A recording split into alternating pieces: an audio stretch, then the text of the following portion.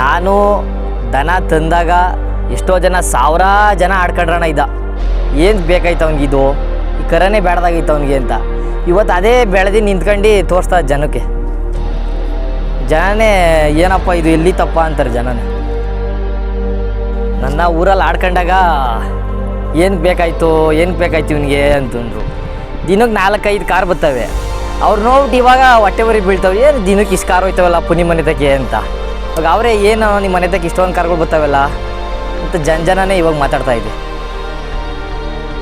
ಪ್ರಪಂಚದಲ್ಲಿ ಎಷ್ಟೋ ಕರುಗಳು ಹುಟ್ಟುತ್ತವೆ, ಆದರೆ ಕೆಲವೊಂದು ಮಾತ್ರ ರಾಜನಂತೆ ಬೆಳೀತವೆ.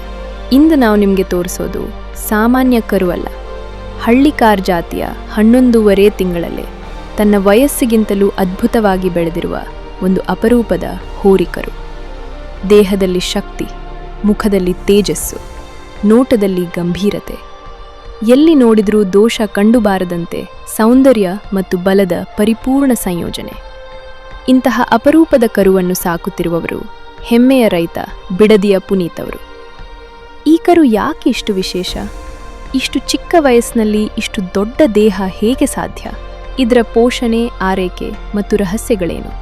ಈ ವಿಡಿಯೋವನ್ನು ಕೊನೆವರೆಗೂ ನೋಡಿ. ನಿಜವಾದ ದೇಸಿ ಹಳ್ಳಿಕಾರ್ ಶಕ್ತಿಯ ಅರ್ಥ ಗೊತ್ತಾಗುತ್ತೆ.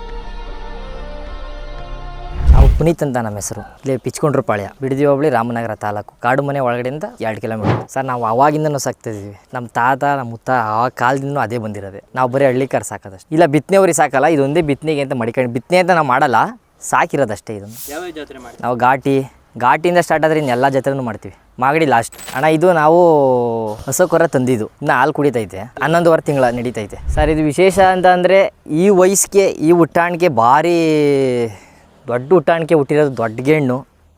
ನಾನು ನೋಡ್ದಂಗೆ ಇಷ್ಟು ಉದ್ದ ಲಾಟು ಇದೆ ಅನಿಸ್ತದೆ ಸರ್. ನಾವು ಭೂಮಿ ಮೇಲೆ ದನ ಅವೇ, ನಾನು ಕಣ್ಣು ಹಾಕಿರೋದು ಇದೊಂದು ಅಂತ ನಾನು ಮನ್ಸು ಅಂದ್ಕೊಂಡಿರೋದು.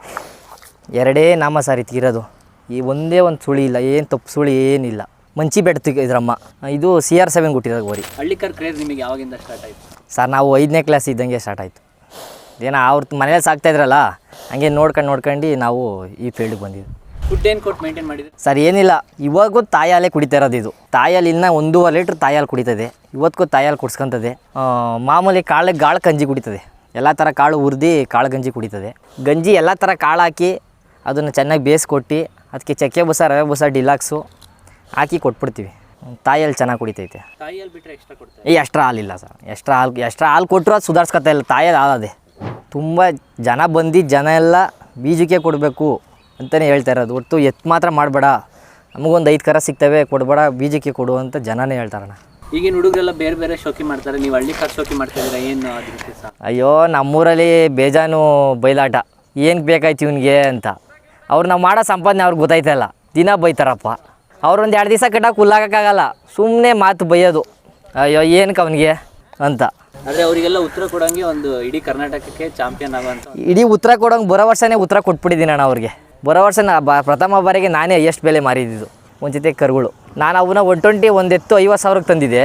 ಒಂದು ಎತ್ತು 2,20,000 ಕೊಟ್ಟು ತಂದು ಅಭಿಯಾಣ ಅಂತ ಹೊರಳು ಅವ್ರ ಎತ್ತ ತಂದು ಕೂಟ ಮಾಡಿದ್ದೆ. ನಮ್ಮ ಬೆಟ್ಟಂಪಾಳ್ಯ ರಾಕಿ ಅಂತ ಅವರೇ ನಮಗೆ ಗುರುಗಳು. ಕೂಟ ಮಾಡಿದ್ದು ಎಲ್ಲ ಅವರೇನೆ.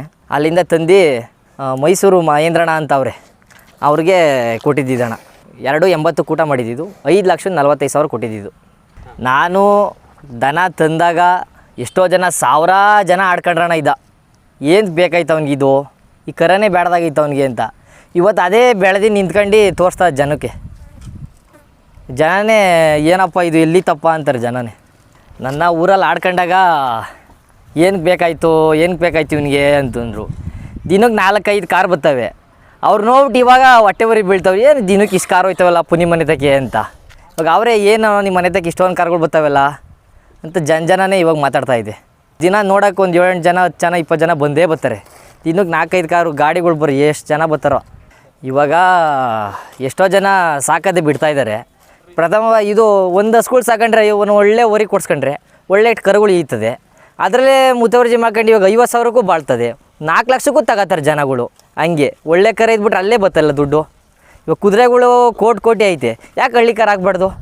ಆಗಬೇಕು ಕೋಟಿ ಹಳ್ಳಿಕಾರೂ. ಬಡ ರೈತರು ತಗೊಳಕ್ಕಾಗಲ್ಲ, ಬೆಲೆ ಜಾಸ್ತಿ ಆಯ್ತದೆ ಅಂತ ಹೇಳ್ತಾರೆ. ಅವರು ಸಾಕಿದ್ರೆ ಯಾಕಾಗಲ್ಲ? ಇವಾಗ ಎಲ್ಲ ದನನೂ ಒಂದೇ, ಎಲ್ಲ ಸಾಕಾದ್ಮೇಲೆ ಡಿಪೆಂಡ್ ಇದೆ. ಸಾಕಿದ್ರೆ ಎಲ್ಲ ಪದಾರ್ಥನೂ ಚಿನ್ನನೇ, ಸಾಕಿಲ್ಲ ಅಂದರೆ ಎಲ್ಲ ಪದಾರ್ಥನೂ ಹಿತ್ತಾಳೆನೇ. ಇವಾಗ ಕೋಟಿ ಬಾಳೋ ಕುದುರೆಗಳಿದೆ, ನಮ್ಮದು ಆಗಲಿ ಹಳ್ಳಿ ಕಾರು. ಇವಾಗ ಎಲ್ಲ ಯುವಕರು ಜಾಸ್ತಿ ಆಗವ್ರೆ. ತಗೋಬೇಕು ಅಂದರೆ ದೊಡ್ಡವ್ರು ಹಿರೀಕರು ಇರ್ತಾರೆ, ಅವ್ರನ್ನ ಕೇಳಿ ತಗೊಂಡ್ರೆ ನಮಗೂ ಖುಷಿ, ಪಾಪ ಅವ್ರಿಗೂ ಖುಷಿ.